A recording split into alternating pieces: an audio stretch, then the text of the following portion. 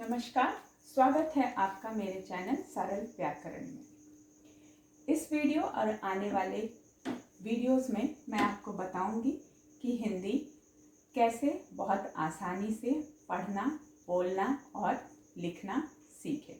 तो चलिए शुरू करते हैं। सबसे पहले हम देखते हैं कि स्वर और व्यंजन। आप जानते हैं स्वर अ से अह तक स्वर होता है और क से लेके ह तक व्यंजन होता है। इसके अलावा हमारे पास 4 संयुक्त व्यंजन हैं। संयुक्त व्यंजन का अर्थ है ये व्यंजन दूसरे व्यंजन की सहायता से बने हैं। श, त्र, ज्ञ और श्र। छ क और श से बना है जैसे कक्षा। त्र त और र से बना है जैसे त्रिकोण। ज्ञ ज और य से बना है जैसे ज्ञानी, ज्ञाता।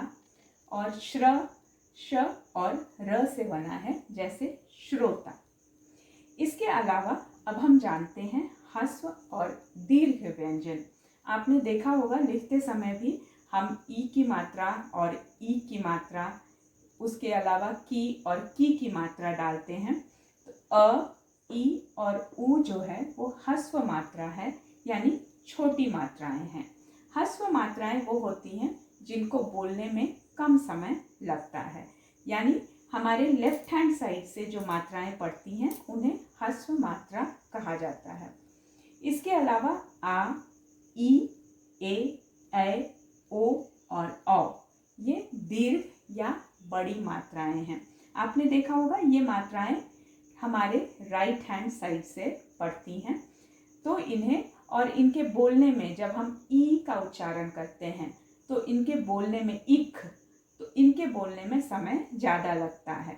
या ओंकार, ओ, ये सारे ऐसे व्यंजन ऐसे स्वर हैं जिनके बोलने में हमारा उच्चारण ज़्यादा लगता है, इसलिए इन्हें दीर्घ व्यंजन कहा जाता है।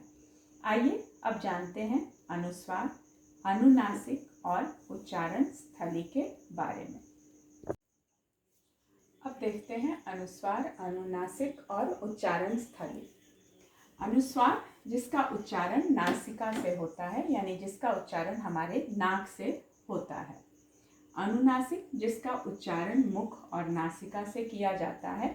इन शब्दों के उच्चारण में हमारे मुंह और हमारी नाक दोनों का प्रयोग होता है। अब देखते हैं उच्चारण स्थली।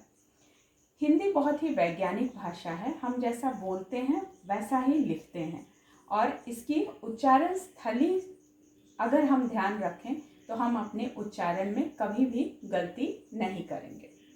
सबसे पहले है क वर्ग। हम सब जानते हैं क, ख, ग, घ और अंग। इनका उच्चारण कंठ से होता है। इन्हें कंठव्य वर्ण भी कहा जाता है। कंठ यानी थ्रोट। आप खुद भी उच्चारण करके देखिए, क, ख, ग, घ, अंग। जब हम ये शब्द बोलते हैं तो हम अपने कंठ का प्रयोग, अपने थ्रोट का प्रयोग इनके उच्चारण में करते हैं। इसका जो 5वां वर्ण है वो अनुनासिक होता है, यानी अंग ये अनुनासिक वर्ण है।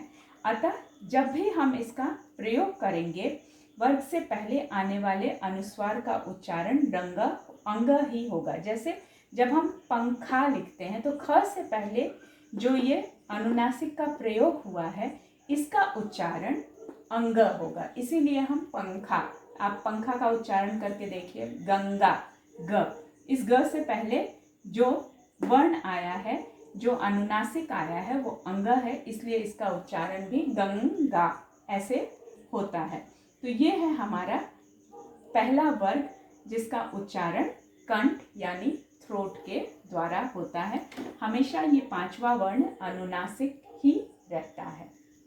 अगला वर्ग है च वर्ग। च, छ, ज, झ और य। इनका उच्चारण तालु से, इन्हें तालव्य वर्ण भी कहा जाता है। इनका उच्चारण तालु से किया जाता है। इन्हें अंग्रेजी में पैलेटल्स भी कहते हैं। इस वर्ग का अनुनासिक है ञ, यानी इस वर्ग के वर्णों के पहले आने वाले अनुस्वार का उच्चारण ञ होगा। जैसे रांझा, तो आप देख रहे हैं ये झ इस वर्ग का है। इससे पहले जो अनुस्वार लगा है उसका उच्चारण ञ ही होगा। च छ ज झ ञ। अगला वर्ग है हमारा ट वर्ग। ट वर्ग ट ठ ड ढ न, जिसे मूर्धन्य भी कहा जाता है। मूर्धन्य यानी हमारा जीभ हमारे तालु के ऊपर वाले भाग को छूता है। आप उच्चारण करके भी देख सकते हैं, ट ठ ड ढ और न। जबकि च छ ज झ और य में जब हम उच्चारण करते हैं तो हमारी जीभ हमारे तालु को छूता है, जो कि मुलायम भाग होता है। जबकि ट वर्ग में वो हमारे कठोर मुंह में कठोर भाग को छूता है। इस वर्ण का उच्चारण का अनुनासिक है न, यानी इस वर्ग के अनुस्वार का उच्चारण हमेशा न होगा। जैसे पंडित न, पंडित। इस ड से पहले ड या ढ या ट या ट आए, उससे पहले जो अनुस्वार होगा उसका उच्चारण न होगा। हमारा अगला वर्ग है त वर्ग। त थ द ध न। इनका उच्चारण हमारे दांतों से होता है। आप उच्चारण करके देखिए, त थ द ध न। जीभ हमारे दांतों को टच करती है, हमारे दांतों को छूती है।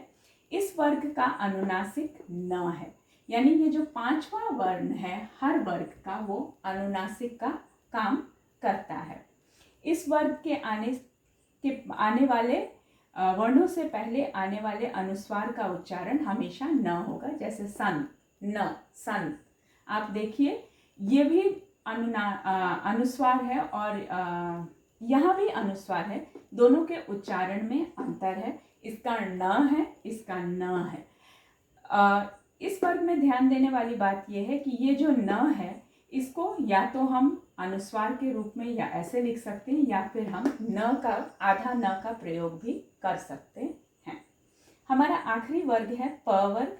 प फ ब भ म। इसे ओष्ठ वर्ण भी कहा जाता है, यानी इसका उच्चारण हम अपने लिप्स से, अपने होठों से करते हैं। आप उच्चारण करके देखिए, प फ ब भ म। इसके उच्चारण में हमारे होठों का पूरा काम होता है, बाकी मुंह में कहीं और से आवाज नहीं आती है। इसका अनुनासिक म है। ये पांचवा वर्ण इसका अनुनासिक है, इसलिए इसका अनुस्वार का उच्चारण हमेशा म होगा। जैसे कंपन, ये प से पहले जो अनुस्वार आया है इसका उच्चारण म होगा। अगर फ से पहले अनुस्वार आता है उसका भी उच्चारण म होगा। ब हो या भ हो, उससे पहले जो अनुस्वार आता है उसका उच्चारण फिर म होगा। उम्मीद है आपको ये समझ में आ रहा होगा, क्योंकि अगर आप उच्चारण सही करने लगे तो आपकी लिखावट अपने आप सही हो जाएगी। और अगर आप इन चीज़ों का ध्यान रखें तो आप लिखने में जो गलतियां होती हैं, जो अनुस्वार और अनुनासिक की हम गलतियां करते हैं, वो गलतियां भी कम होती जाएंगी। तो अगर आपको ये वीडियो अच्छा लगे तो इसे लाइक कीजिए, शेयर कीजिए, और मेरे चैनल को सब्सक्राइब कीजिए, और मुझे कमेंट करके बताइए कि आपको ये वीडियो कैसा लगा।